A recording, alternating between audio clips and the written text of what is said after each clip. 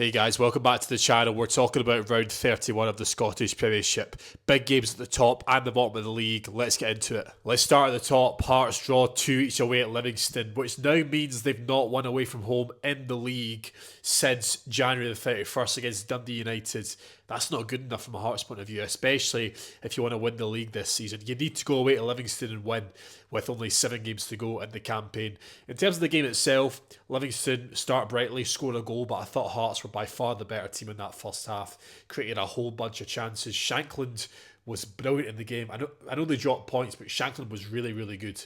Had a lot of chances, linked up well with Braga. I think Braga benefited a lot from having his usual strike partner back. But the key incident is obviously the equaliser for Livingston. Craig Halkett and Chesnikov aren't on the same page. And it's a really soft goal to lose. Hearts need to manage that game better at 2-1. You know, you're top of the league. You need to go and win that game by 2-1 or 3-1. You can't play a slack pass into midfield. Chesnikov's on his heels, and it's such a silly goal to lose. And as I mentioned earlier, Hearts haven't won away from home in the league since January the 31st. That's not going to win you a title. They need to improve away from home. They've got a massive game against Motherwell coming up next. They need to win that game and go into the split in front. Hearts drop points at Livingston 2-2.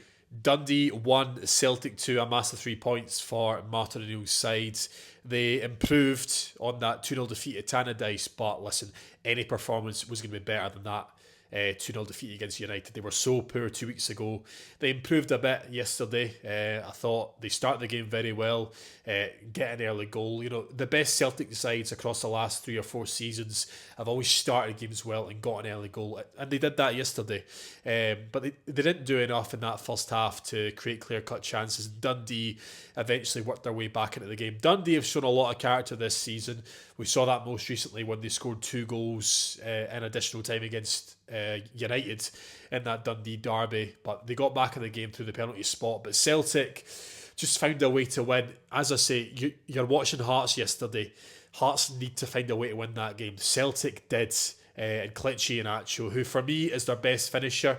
They started Thomas Kvanchara, who again misses 2 big chances, one in the first half, one in the second half. He had to score those opportunities. He didn't. If Kelechi Iheanacho is fit, I think he should start because he looks like Celtic's best finisher, and that's been their problem position all season. Celtic get a massive victory at Dundee yesterday.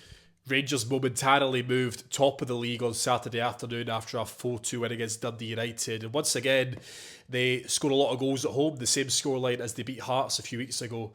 There was one moment when it was a bit nervy at 3-2. I think United hit the post in the second half, but Rangers just did enough to win the game. And as I mentioned, they went top for about 24 hours. Danny Rose said after the match he wants his team to remain the hunter. I think that's a good mindset to have for Rangers. They know that if they win the next 6 games, they win the title. And a lot of those players are starting to play a lot better now. You look at Asgard, he contributed on Saturday with a goal and an assist. Chikwani again in midfield was very, very strong. Nadiri scored as well. He got the opener. It's a big win for Rangers, and the big games keep coming. They've got Falkirk next Sunday, which is not easy. We'll talk about Falkirk shortly, but my goodness, that was a big win for Rangers. And just to go top of the league for a day, I think that would have given those players such a boost. And with 6 games to go, you have to put Rangers as a strong favourite to win that title. The game I was most looking forward to this weekend, Motherwell 2, Falkirk 3, because of one thing, and that's Calvin Miller. Well, first of all, well done to Falkirk. They wrapped up top 6. You know, on their return to the top flight after 15 years, they got top 6 football, and they play some of the best football in the league. And a big reason for that is Calvin Miller on that left-hand side. Get him on the plane to America, I think. We are crying out for a left winger in that Scotland side, and Calvin Miller has got a trick in him. He's got a good delivery. He's got a bit of pace. He's what you want to watch in a winger, and he could be very helpful for Steve Clarke in the summer. Will Steve Clarke take him? Probably not, but John McGlynn is very, very lucky to have him in his side. He scored and got an assist. The delivery for Barney Stewart's header was tremendous, and the penalty was well taken. But for Motherwell, Jens Smith was annoyed about a lack of penalty for them in the first half. A lack of penalty? Is that a phrase? I don't know, but he was unhappy at full time. Motherwell have dropped off a little bit. We all thought, well, I thought they'd comfortably wrap up fourth place, but with Hibs winning on Saturday, there's now just a 3 point gap. They need to pick up again because European football isn't fully secured yet for Motherwell. Hibs could still catch them up. They need to improve, but they've got a lot of good players in that team. Elliot Watt, what a strike that was in the first half.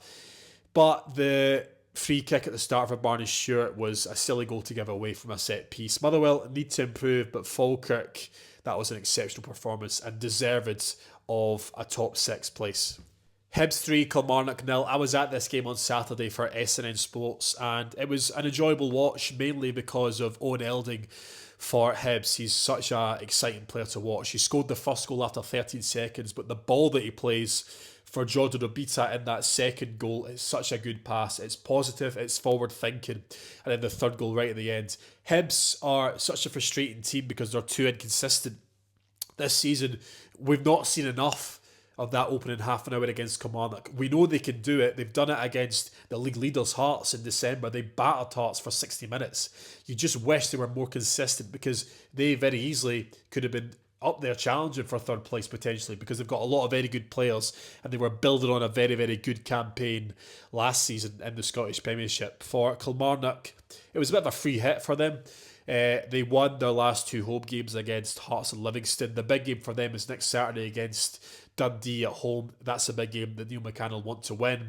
They're still locked in a relegation battle, but they've got some good players. Finlay Curtis is very, very exciting. They've got a few good midfielders, but they need to start games better. They lost against Falkirk 5-1 recently, conceded 3 goals in the opening 25 minutes, I think. They were 2-0 down after 12 minutes on Saturday. They need to watch these slow starts. But Hibs, big win, but they're so frustrating. Why can't they do that every weekend?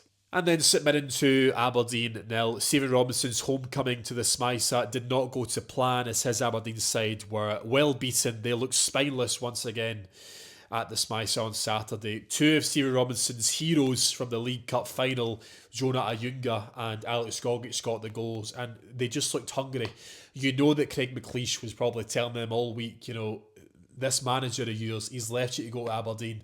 Some of the things that he was saying in the press before he left and after he left about St Mirren, that's all the motivation that St Mirren needed, and they ran Aberdeen ragged all over the park. For Aberdeen, there is serious concerns about getting relegated this season. There has to be, because those players look spineless, gutless. A lot of them are playing for themselves. It's a team of individuals. They don't play like a team, and I think Stephen Robinson was in there to, you know, make them more stable defensively. He's not got that yet. 4 goals at Ibrox, 2 at the Smythe on Saturday. He needs to find the right formula quickly because that Aberdeen side could very easily find themselves playing against a Partick Thistle and Arbroath or a Dunfermline. Could we see Aberdeen go down this season? Personally, I can't see it because I think they're too big and they've got too many good players, but they're not playing as a team. You look at Kilmarnock, okay, they lost against Hibs on Saturday, but they've had some really good home wins, a lot of games where they stuck together. Same with St Mirren now, beating Aberdeen on Saturday, beating Falkirk away from home. They're picking up victories. Aberdeen look, well, hopeless, to be perfectly honest. But that was a very, very good weekend of Scottish football. Let me know your thoughts in the comments. Cheers, guys.